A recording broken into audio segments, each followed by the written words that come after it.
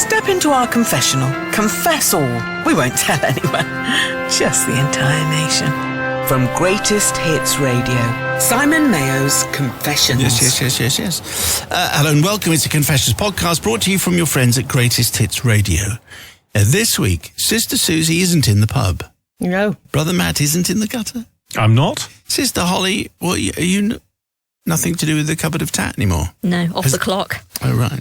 And they're not here because I'm not here, because... Oh, yes, right, yeah. Because I can only apologise for being on holiday. In my defence, I haven't had a holiday since Christmas. That's true. Yep. Yeah. I'm only gone for not long. Not long at all. No. I mean, it's just, I'll buy you a present. Oh, nice. wow, that's great, yes. Yeah. What would you like? I would like big ice cream, please. Big ice cream. Yeah. Okay. Ooh, Yeah. That's Yeah. going to travel well. A friend of mine Well, used to have to travel a lot for his job, and the kind of mode that they operated on was his wife always just say, that's fine, remember BFP. And he would go, what's that? A big flipping present. Yes. So that's nice. the deal. Yeah, So yeah. I'm going away. I'll bring you an ice cream. I'm not Ice sure. cream, Holly, thank what you. can I get you? Some nice chocolate. Yeah. The I was gonna say classic. chocolate. Classic Yeah. chocolate. Or Classic the one chocolate. shaped like a mountain.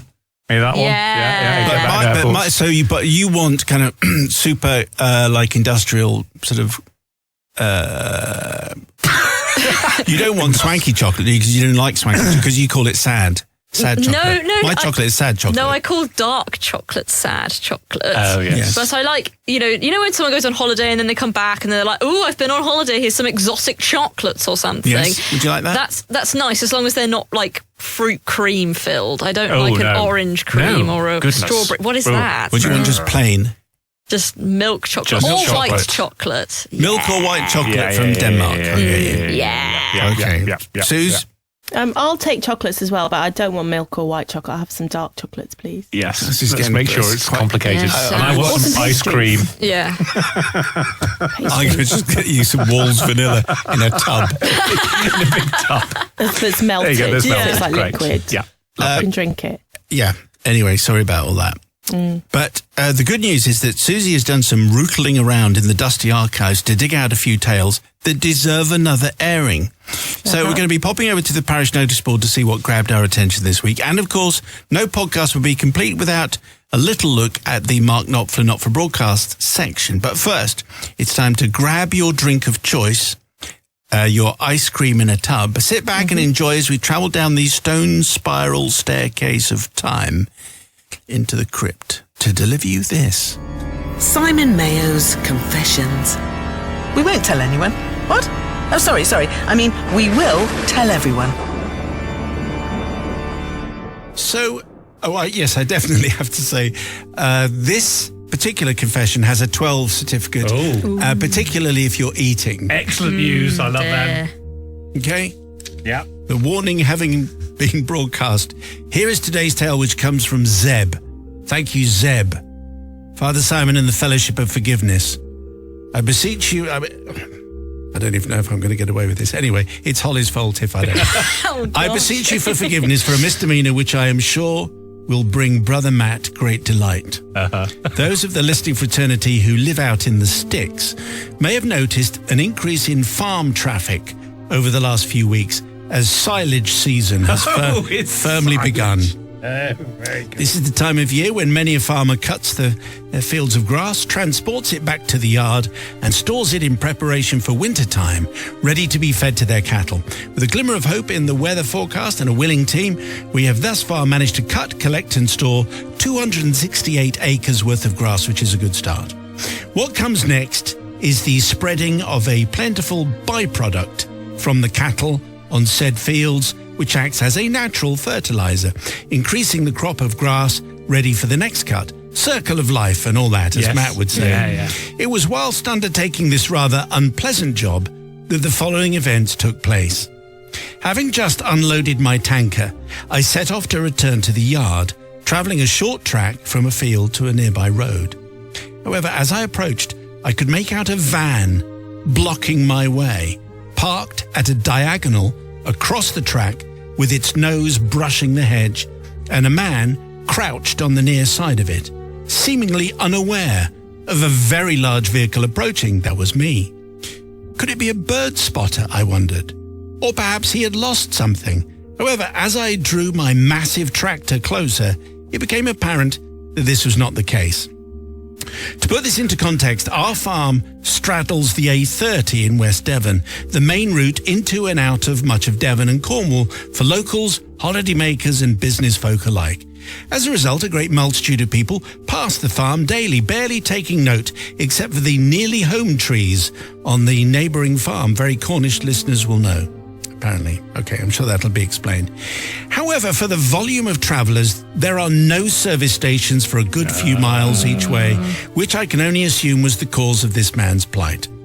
As I got closer, it became clear that in essence, the gentleman was engaged in a similar activity to me, albeit in a more direct manner. Hopefully that's vague enough for Tea Time Radio.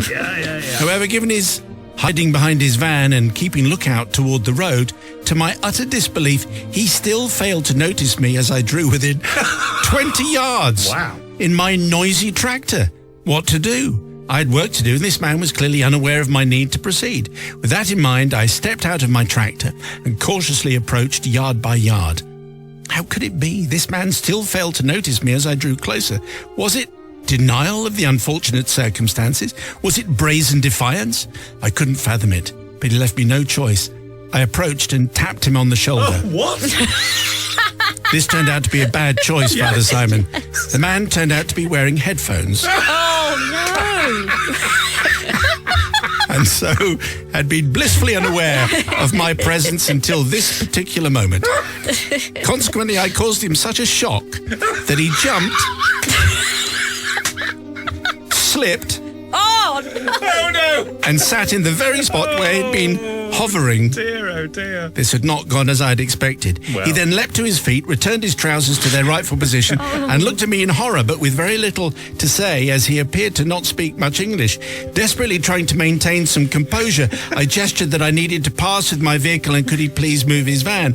Evidently, the shame and embarrassment were too much to bear, and with this he cleaned up, Oh boy. threw it into the footwell and jumped into his seat and retreated with haste. By this point... the footwell? Yes. By this point, I was in no fit state to drive a wheelbarrow, let alone a tractor, so I took 10 minutes to recover, whilst calling my two brothers to tell them the story. As such, I throw myself on your mercy. I had no intention to cause such misfortune and can only imagine the discomfort and unpleasantness of the drive home for that poor man. Can you please find it in me? Can you find it in you to forgive, please? Zeb with a farming tale. Well, I did. Okay, if you can now turn the radio up if you are of a sensitive nature. Thank you very much, Zeb, for that. Sister Holly, welcome back. Hello. Well, it's very nice to be back. And I think the thing is, Zeb, if you were the person in the van who had done this, then this would be an obvious not forgiven. Although I'm still not going to forgive you because I think you should have been a bit more aware. He had headphones on. Couldn't you have seen that whilst you were approaching him? I think you should have seen that maybe coming.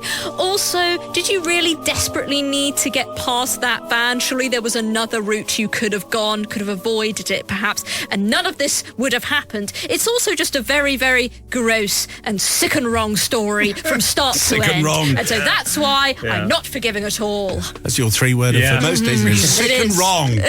Love Brother it. Matthew. Who wears headphones when that particular act is being performed? No one does. That seems a bit weird. It does. And also throwing it into the footwell. What on earth is going on? The whole point was to not have it in the car. For that, that was very, very, very funny story. So for that reason, I'm going to forgive. Simon Mayo's Confessions. We won't tell anyone. What? Oh, sorry. I mean, we will tell everyone. I'm going to give this a 15 certificate. 15? For loose Really? for very, very loose morals. Oh, right, just for the loose morals. Yes. Fine. Father Mayo, Sister Susie, brother from another gutter, the Confessional Collective, says, Nigel, I have a confession that goes back to something I did many years ago, and the effects of my actions have been troubling me ever since, as they should do. The incident took place New Year's Eve 2003, and as ever, I was at my friend's house. We'll call them Grant and Katie. This year, their eldest daughter, who we'll call Steph, had reached the landmark age of 18 and had decided she was going to the pub with her friends to celebrate New Year instead of remaining with us oldies and her younger siblings. Well, after spending the many hours preparing herself for the evening, Steph trotted off about 8 o'clock-ish, 4 of her friends to have a good time, but she said she'd be back just before midnight to let in the new year with her family. It's a bit early to go for a New Year confession, but anyway. Why not? Our evening continued as it always did, with activities including drinking, eating, drinking, talking, drinking, generally playing the fool, and a little bit of drinking. There were no new guests this year that Grant and I could try and hide in the freezer, and everybody there was wise to our standard trick, so a new approach was required. After what had been a particularly quiet evening for us, at about 10 minutes before midnight, 5 slightly merry girls arrived back for Steph to celebrate New Year with her family. As they entered the room, all 5 managed to pour themselves into a heap on the floor, and Steph went round the room introducing everybody to her 4 guests. This is my mum, Katie, my nan, Ethel, Dean, my brother, Nancy, my sister, and that's Grant, my dad, and that is Nigel, my godfather. At this point, I, Nigel, said, "How do you know?" "What?" said Steph's instant reply. "How do you know he's your dad and I'm your godfather? Even your mother doesn't know for sure." "Yep, that's right," adds Grant. What? You see what I'm getting at? Oh, my. At this point, the sherry trifle that Ethel had just put in her mouth was being sprayed across the room as she tried to stifle the laughter. The dog was happy and was making a good job of clearing up all the evidence. Steph's jaw hit the floor, as did all of her friends' jaws, to be honest. Nobody else batted an eyelid. "What?" was the only thing Steph could manage. I continued, "Well, you know Grant and I are close, and you know how lazy he can be, so sometimes I helped out, and your mum was happy with the arrangement, so when she got pregnant, nobody was sure who the father was." Oh, my goodness. Yes, Wowza. yes, that's right, says Grant. It didn't really matter who the father was, so we didn't bother to find out. "Mum!" screamed Steph. Katie had been busy chatting and so far had missed what I'd said to our daughter. "What?" asked Katie. "Well, what Nigel and Dad are saying, is it true?" "What have they said?" "That Nigel's my dad and Dad isn't." An almost hyperventilating Steph screamed out. Katie at this point must have given the most unhelpful answer possible. "Oh, not that old chestnut again." Right. And instantly returned to the conversation she was having with the person next to her, completely oblivious to what Steph thought she had just confirmed. I have never seen 5 teenagers go from happily merry to stone cold sober so quickly in my life. At this point, Steph stood up and ran hysterically to her room, closely followed by her 4 friends who felt they had to comfort her, not to seem for the rest of the night, and missing the New Year in with her parents. Grant and I continued drinking as we were before. The girls returned. Katie continued her in-depth conversation with whoever she was talking to. In the following months, when Steph was being particularly teenagerish, Katie would say, "Wait till your father gets home." And when Grant did arrive home, he would always say, "No, she doesn't mean me, she means your real dad," and that would be the end of it. How long Steph was left to wonder what the truth is unknown to me. I do not seek forgiveness from Katie for implying that she was a good-time girl in the past. I do not seek forgiveness from Grant for claiming I had spent time with his wife. I do not seek forgiveness from Ethel for the wasted sherry trifle. I do not seek forgiveness from Steph for so publicly announcing that I could be her father and throwing her entire concept of family life out of the window. No. I seek forgiveness from Steph's 4 friends, who on the first New Year's Eve that they could legally spend in a pub, only had me dropping my bombshell on Steph at 10 to midnight, and for them to have to spend New Year stone cold sober. I would like to point out that these events had no long-term effect on Steph, and she still talks to me and Grant as though we're old fossils and a pain in her derriere. Yes, of but course. she never has sent me a Father's Day card. Oh, well. right, no. I think Nigel sounds like a pain in the neck, to be perfectly honest. That's Oh, right. Leading the jury? So yes, I am leading the jury here, so I know precisely what... I could hear Sister Susie gasping. So over to you, Sister Suze.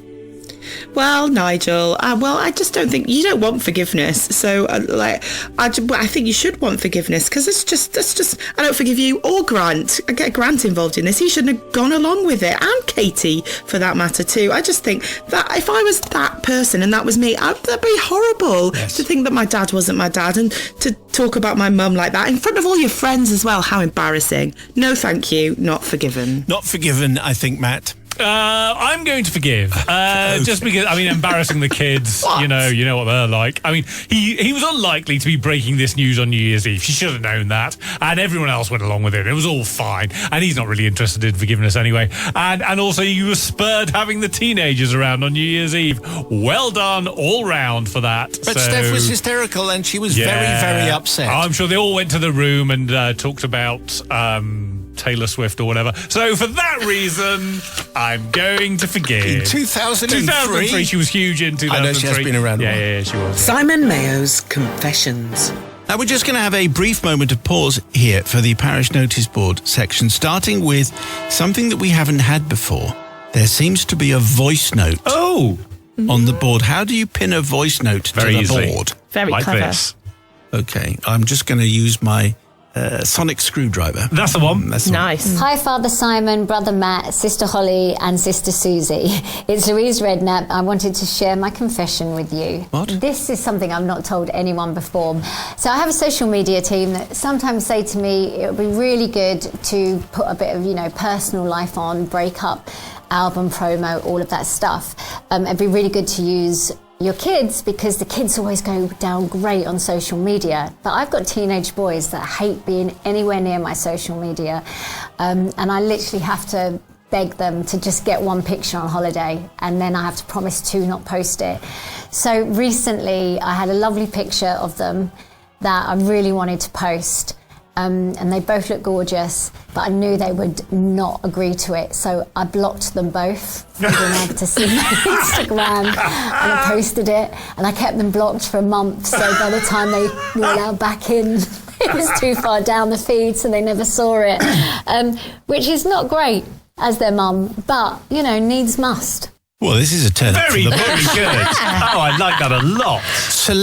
Celebrity note.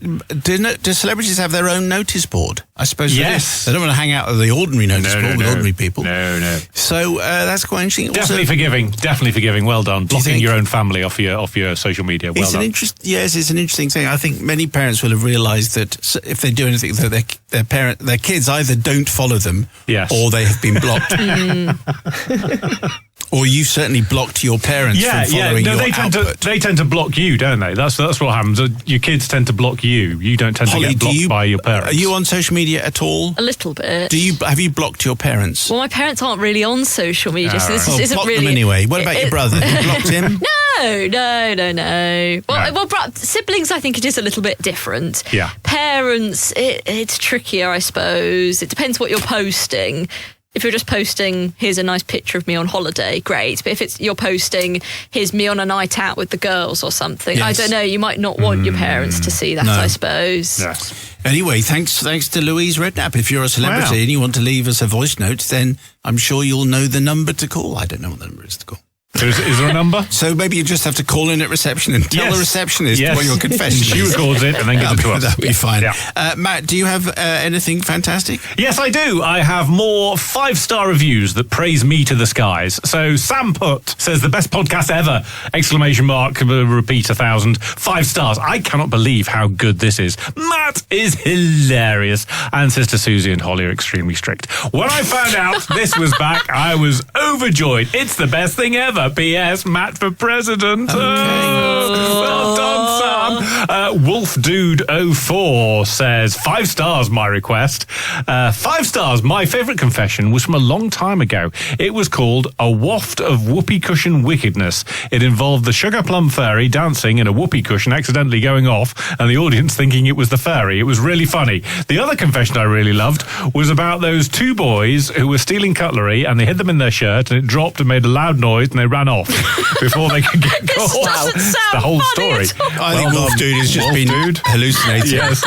Hopefully you read these. It would be a nice surprise to see those confessions again, smiley face. The thing is, I don't remember those. I don't either. Wolf Dude 04 implies that either Wolf Dude was born in 2004, or there are 3 other people who also want to call themselves Wolf Dude. I think there's a lot of Wolf Dudes. Do you think? Yes, Didn't that's get in my, there first. my knowledge of the internet. So yes, yes. But those are great stories, Wolf Dude 04. Well done. Yeah, but I think you have just made them up, and I don't think they actually exist. Can't remember them, no. I need more details to find them if I'm going to find them. Yes. So. Yes. All right. And they're probably from the other place. Yeah, Probably. Yeah. Ugh. And if we... all right. Confess all. We won't tell anyone. Just the entire nation. Simon Mayo's Confessions. Susie, what do you have from the boredom notices? I've got this from Shumi, who has been in touch before, and they say, hello again. We finally got to the episode where you read out my email tonight. My name is Shroomy because I have a big interest in mushrooms and fungi, and it's the nickname my mum gave me. If you were serious about the mug, I've included my address. Love the pod, Shroomy. Ah, I don't trust anyone who hangs around with What with mushrooms? No. you're not a big fan of mushrooms, are you? When you pick them up, you can tell that they're demonic. You can No. they send a shiver you? down your spine. Yeah. You can actually pick up demonic vibes. Come on, you know that. Demonic. You're I around- don't think so. You're around the I supermarket. think they're quite cute. If I see a mushroom whilst I'm out on a walk, I'm like, ooh, it's a little mushroom, like a little pixie mushroom. No. It could be poison. It could be a toadstool. Yeah, know, and it that's could really be. cute. What? Yeah. Toadstools. Yeah. Toadstools are You leaf. don't have to No. eat them. You Yeah, can but just they look appreciate them. cute. I got a picture with one of me pointing at it and smiling because I was so excited about seeing Did you one in post the that on wild. social media? Flop the family with that one? No, I Whoa. didn't. Are you like a pixie? Is that what you really are? Wow. That live under a mushroom. Yeah. Good work.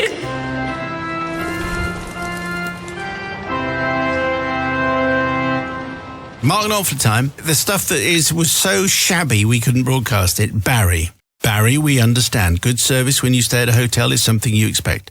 You have high standards, but a receptionist being rude to you does not make it okay. Sorry, I've read ahead. Does not make it okay for you to do a poo in the room kettle. Oh my goodness.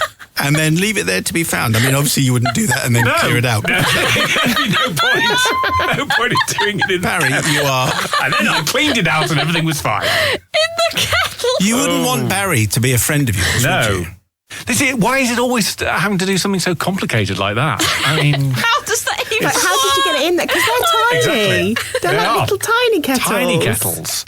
It feels like he's done maybe he had a couple of goes. Barry. Oh, what happened then? Disgusting. I think maybe next time, just let people know how you feel, Barry, instead of leaving them I've messages. got an even better idea. Don't go there again. No, There you go. Yeah. Fine. Dead easy. And keep your toilet in the toilet. Also, Stacey, painting over the lens of a speed camera with clear nail varnish so it would blur the lens enough to make every image unrecognisable, just so you wouldn't get any more speeding tickets on a particular section of the road. Is indeed illegal. illegal. Yep. It's And we illegal. have forwarded all your details. Yes. No, we haven't. We do not condone criminal. I mean, that is criminal damage. There's absolutely Yeah, no yeah, yeah. way No. that will get broadcast. No, And don't get on. shame on you. Who do you think is worse, Stacey or Barry? Oh dear. Well, Barry. One. I mean, Barry could probably get sued, and Stacey could go to prison. Yeah. Yeah. Difficult to be on the side of either. Like you're either on the Yeah. side of the criminal damage woman Yeah. or the poo kettle man. I feel like Barry, it's somehow worse. Even though it's somehow worse. Also, he's not getting back at the receptionist because the receptionist isn't going to be having No, it's No. cleaner. Yeah. the tea in the room. That's not likely. You'd have to I poo hope in they his put it in kettle, the bin. Barry, next time. Think about it. Just think this through. Ask hope the they didn't clean it and receptionist, put it back. which kettle do you use? No reason. I just want to know. Also, I'm I'll never be in the gonna use loo for a kettle in while. a hotel again. I'm just going to bring my own kettle. Thank you very much. Okay, that's enough of that. Let's go back into the crypt, where it's so much more straightforward. Confess all. Simon Mayo's Confessions podcast. Father Simon, an honourable crew. I've been listening to the confessions on my commute back from work for quite a while now, and I've wanted to send mine in, but have held back for fear of repercussions.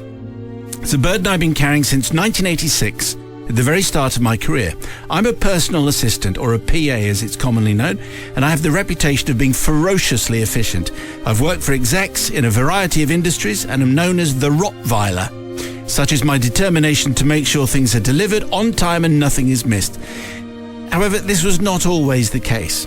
At the tender age of 19, on a bright but chilly December morning in 1986, I found myself in the foyer of the Grabber Incorporated building on Park Avenue in New York, trying to work out which floor of this skyscraper my office was located on.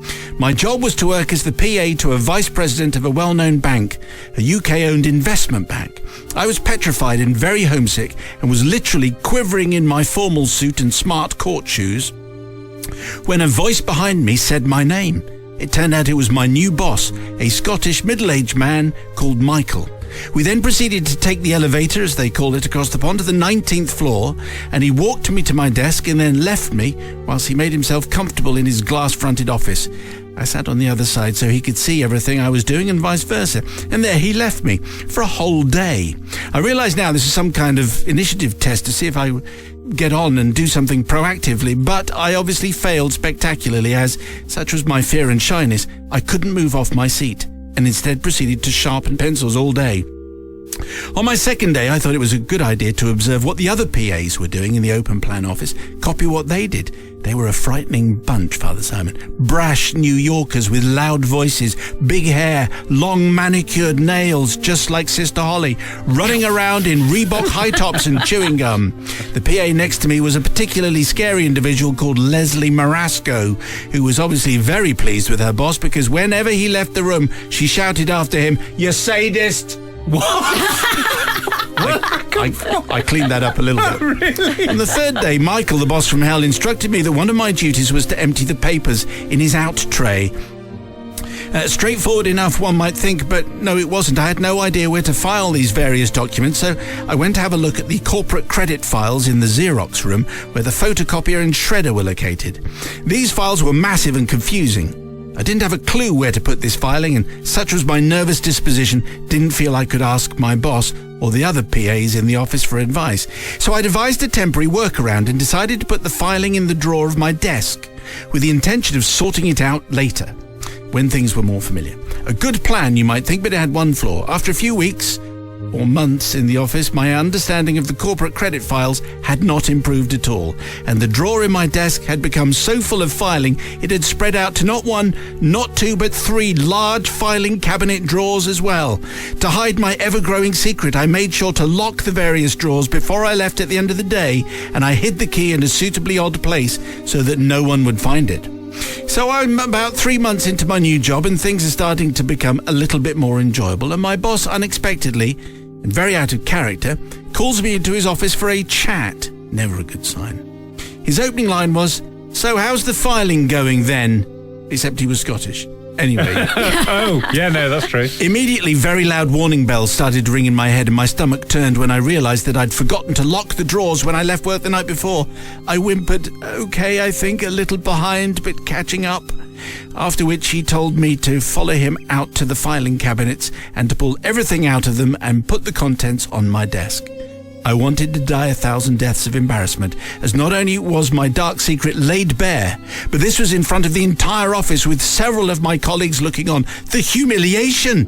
Michael then told me with a mafia-style glint in his eye and menacing tone to his voice that he wanted the filing gone by the end of the day, and then strode back to his glass-fronted fishbowl of an office. I looked at the mountain of papers on my desk. Even if I did know where to put them, it would take me months. I had to find another solution, and quickly. The world of investment banking, Father Simon, as you probably know, is a very corporate and smartly dressed place to work. In those days, there was a dress code for ladies, which was a skirt, jacket, court shoes, and pantyhose. First confession I've ever had with the word pantyhose in. Yes, it is. Not the last, though. I'm so glad that I was wearing a jacket as it came to my rescue. You see, I hatched a plan to get rid of the filing, and that was wodge by wodge, a technical term, to hide it under my jacket and surreptitiously and with an air of nonchalance slink my way to the Xerox room, and when I was absolutely sure that I was alone, I put it all in the shredder. Every single page. It worked a treat because by the end of the day, and after about 30 of these clandestine trips to the shredder, the filing was very definitely gone. And I must admit to walking home in my new own Reebok high tops with an extra spring in my step. However, working on the rationale that no one had missed the filing for 3 months by this stage and didn't know what was in it, my plan was to deny if charged. Just didn't know that anything was missed at all. And when my boss the following day asked me if the filing was gone, I looked at him straight in the eyes and I said, of course it's definitely gone. He just didn't know that gone meant shredded. Shortly after this, the corporate gods must have been smiling on me as he was shipped to another branch in some far-flung, godforsaken part of the globe, and I was promoted to work for the senior vice president. And I've kept this dark secret hidden to this very, very day. Simon, after 37 years of carrying around this heavy burden of guilt, I would like to apologise to the investment bank in question, who are very well known, and to any of my former colleagues who might have spent hours searching for a memo, telex, fax or contract relating to a multi-million-pound dollar leveraged buyout. Whatever one of theirs is. I mean, that's me saying, I don't know what it is, but Cassie does. I'm very much hoping that you think my confession is worthy of understanding and maybe just a little bit of forgiveness. Well, we're going to find out now, I suspect. See, filing an organisation, Holly's very hot on this, and she'd have been very good. But would you have been very good on day one? Well, I'm really, I think the thing is, Cassie, the fact that the other PAs were a bit nasty to you. They were. And I would have thought, oh, okay, well, as an adult, you'd be really, really nice. But no, they nicknamed you the Rottweiler, which makes me think that actually you're not a very nice person, Cassie, and you're just as nasty as those PAs were to you when you were younger. And that's not very good. That's the first thing. And the second thing is that people could have lost millions of pounds all because of your shredding because you couldn't be bothered to file it properly. Everything was on paper back then, I presume. I don't know. Wasn't there. And not on computers. So they lost all these pieces of paper. Millions of pounds lost. Not forgiving. Everything was It was only the 80s. We're recording things on slate. Brother from another country. I'm going to forgive. Here's the thing. Why is she getting initiative tests when she's already... Have I got the job or not? This isn't the SAS. I don't need to do initiative tests to work out whether I should be doing your job or not. Also, you said get rid of the filing. Well, it's got rid of. If you needed it put somewhere else or recorded somewhere else, you should have said so, sunshine. And that's your initiative test failed and why you got shipped off to some other job. And I got a promotion. So have some of that, sunshine. I definitely forgiven. Hilarious revelations from a new generation of sinners. Simon Mayo's Confessions. Today's confession comes from Daz. Thank you, Daz, for today's tale. Father Simon and the brother and sisterhood of mercy. I am looking for forgiveness for something that happened a few years ago. Having listened to your podcast, I believe this would be the time and the place to confess. I hope you listen to the radio show as well. 4 till 7, Monday to Friday. It began a few years ago on a cold November evening in the coastal town of Weston-super-Mare. It was the night of the infamous carnival. My partner was working nights, so it was just me, my 6-year-old daughter and 2-year-old son. Sat in lazy boy chairs and pushchairs for 3 hours, watching people dance and sing on the back of lorries and tractors. Isn't exactly my idea of a good time, but it's all about the kids. Yeah. And they absolutely loved it. Well, sometime into the evening, kids started their favourite whiny phrase. Daddy, I'm hungry. Okay, all right, it's fine. Okay. Daddy, I'm hungry. As the carnival was edging to a finish, Daddy, I'm hungry. Okay. We decided to pack up early and head for the fish and chip shop. We ordered several sausages, a large cod and lots of chips, plus a lovely pot of curry sauce, which was poured into a polystyrene cup. We're all set for a fine evening. Yes, we are. Well, we sat on a lovely, long, enclosed bench with nice bushes and trees surrounding us, trying to maneuver everything. Push chair, lazy boy chairs, kids, and so on is a pretty mean feat, especially late in the evening. So, with all the hustle and bustle of trying to sort out the chips, the fish, the sausages, I had accidentally knocked over the pot of curry sauce. It had gone all over the left-hand corner of the lovely enclosed bench. Bother and blast, I yelled in frustration as I lost the beautiful curry sauce to the elements. Anyway, I felt the best thing to do was to move all of the stuff, the pushchair, the lazy boy chairs, the kids, to the other lovely enclosed bench, which was about 10 yards away. I did rescue a little bit of the curry sauce, but the rest of it was just smeared all over the bench. Really not much I could do about that. Anyway, the kids and I were settled on our new bench and happily tucked into our food. It was only a few minutes later when I noticed a large group of women, late teens I would say, coming out of the chip shop. They were very loud and had definitely had a few drinks. Oh, selfie with our food. Let's get a picture of everyone. Selfie time. They giggled in merriment. That's my impression of teenage I girls. like it. Yeah.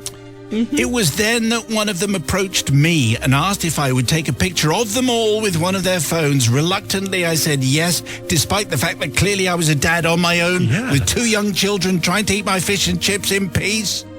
Well, imagine my horror and shock when, as I held one of their phones up to take a picture, that they decided to sit down on the lovely enclosed bench that we had just sat on 5 minutes ago.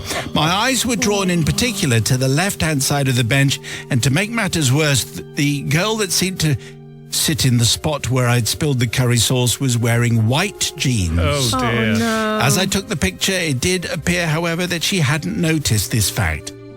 She knew she was wearing white jeans. She didn't know she was sitting in curry sauce. My hand literally shook as I passed the phone back to one of them. Well, I scurried back to the kids and straight away... very good. Back to the kids and straight away hid the empty pot of curry sauce from out of view. I then watched the group of girls walk swerving past all over the pavement, eating their chips and screaming and giggling. My eyes were drawn to the girl in white jeans as she went past. Yep, big browny yellow patch splattered all over the seating area of her white jeans. It was the kind of thing my son, who was 2 at the time, would need a whole pack of wet wipes to clean off.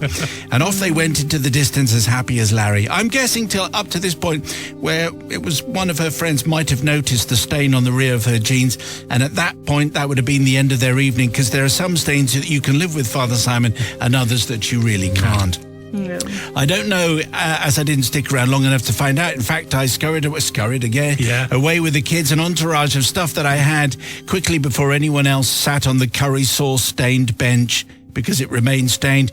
Father Simon, I'm seeking forgiveness from that girl in the white jeans, as it would have been my fault that your night was probably ruined by having what would have looked like basically soiled clothing on your night out. It was me, the guy who took the photo of you November 2022 at Western Carnival. I wonder if they're listening and still have the picture. I'm also seeking forgiveness for anyone else that might have accidentally sat on that bench.